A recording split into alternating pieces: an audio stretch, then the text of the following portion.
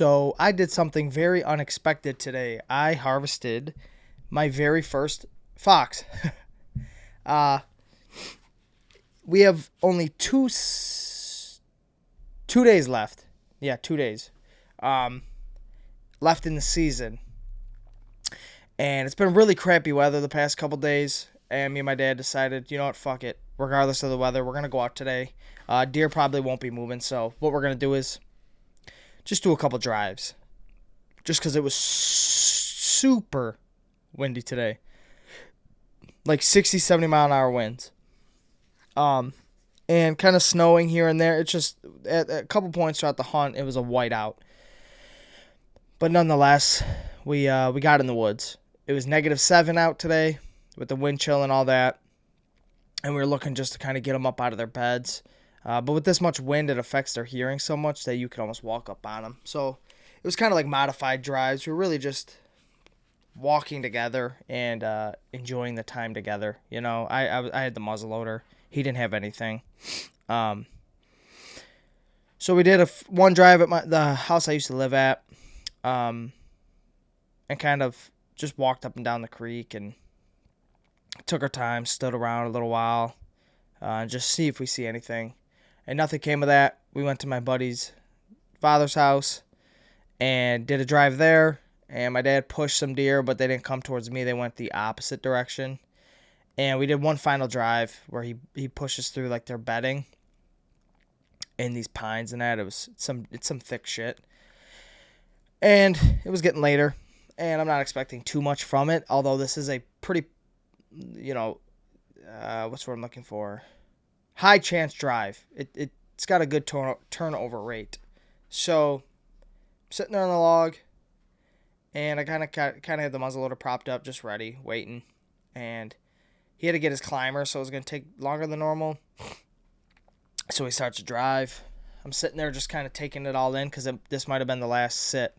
We're going to try to sit Thursday, the 1st of January, and that's the last day of the season, but the weather dependent. So I was just taking it in, enjoying the weather, enjoying the time in the woods, and really trying to cherish the moment because, stuff could happen from now until next season, and it could be my very last season hunting. Hopefully not, but just enjoying it and knowing that it could be my last one for months and months and months and months sucks. So just sitting there, breathing in the fresh, cold air, brisk air, and I see some movement maybe 50 yards away, and I see orange, and I'm like, is that a fox? And I'm not thinking anything of it. So I see, I'm like, oh, it is a fox. And then he turns, and he's coming straight at me, and I'm still, like, not thinking anything of it. And then I'm like, wait a minute. Like, you can mount these. Like, you could shoot these. It's in season, everything. So I cocked the fucking muzzleloader real fast, get him in the scope. And then he's coming at me, and I'm still, like, so amazed by his beauty and just the contrast of his fur, his dark ears, his dark paws, and his orange fur, contrasting with the pines and the snow. So I'm just watching him, and then he gets about 20 yards, and he jumps up on this log, and he just literally looks, he looks picturesque, but then inevitably, he jumps down off that log, and as he jumps up onto another log, I hit him with the, and he stops, and I just shot him right there. He ran only probably 20 yards, and my dad finishes the drive, comes up to me, and I go, wholly unexpected, and he goes, fox, and I go, yeah, how'd you know? And he's like, I saw his tracks. He goes, I knew you didn't shoot a doe or anything, a deer. I can only shoot a doe. He's like, I knew you didn't shoot a doe. He's like, because I could just, I could just feel it. He's like, I see his tracks and that, and he's like, I don't know, I just knew. He's like, I didn't see any does or anything, so, he's pushed more does, but again, opposite direction. So we get up on it, and it was the most beautiful looking fox I've seen. My dad shot one a couple years back. Wow, not even a couple years back. Holy crap, this is probably 6 years ago, something like that. He got that mounted. But this is a big fox. It was a big fox. Beautiful colors. And again, just so unexpected. I was like, what? I was like, It's not. I sent it to the family group chat, and my sister was like, "I forgot you could like shoot those," and I'm like, "Yeah, me too, almost for a second." Um, but I just wanted to get on here and also say that I urge a lot of people, uh, young men, that if you are fortunate enough that your father, uncle, so a man in your life hunts and wants you to hunt with them, take advantage of that. Uh, I didn't do so much hunting. I mean, I still hunted a good amount in high school, but I was so busy with sports and that I wish I would have laid off on the sports a little bit and spent more time in the woods with the old man, because it is now my favorite thing in the entire world, and I cherish every moment with it. I don't think that there's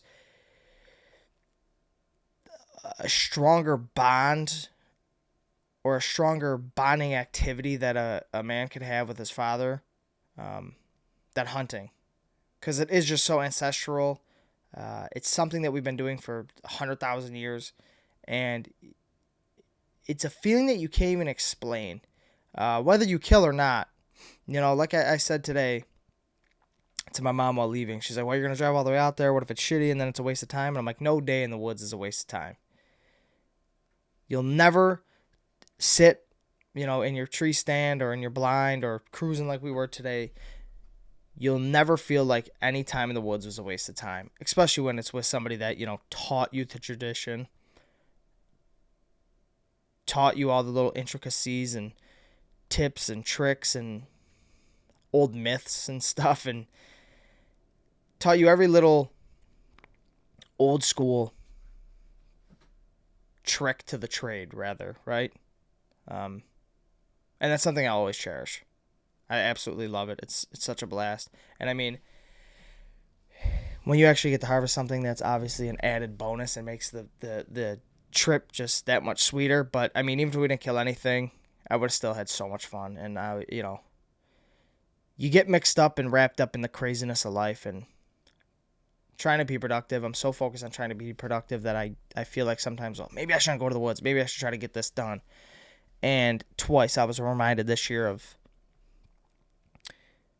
no matter how you feel, if you have an inkling or just the smallest little urge to go get in the woods, go get in the woods and you'll never regret it. Because 2 times this year, I almost didn't go into the woods and it turned out great. And that was my wall mounter, the biggest buck of my life, and now a fox. And both times, I was so glad I did it. And as I'm getting older, I'm starting to realize it isn't about killing the animal. It's about just connecting with the woods. I was saying this to my girlfriend over the weekend. I feel like the woods, the more time you spend in them, the more you start to get this realization or this feeling that the woods has a soul. It has a being to it. It has an energy, and it's, when you're in the woods, you could feel it, right? And different woods, I swear, have different energies and different forces, and they just have a different feel to them. They have a different soul, That's my little rant. Yeah, I just wanted to let you know that I shot my first fox, which is super cool. And again, leave you with the value that there's never a wasted time in the woods. No sit you'll ever look back at and go, that was a waste of time. You'll always appreciate time you spend in the woods, and you always appreciate the time you spend in the woods with the ones that taught you how to get out there and how to do the things you love, and the ones that taught you the sport of hunting or fishing, whatever it may be. But that is going to conclude the video. You guys know the drill. I will talk to you tomorrow, and that is the very last time I'm going to be saying that. Peace.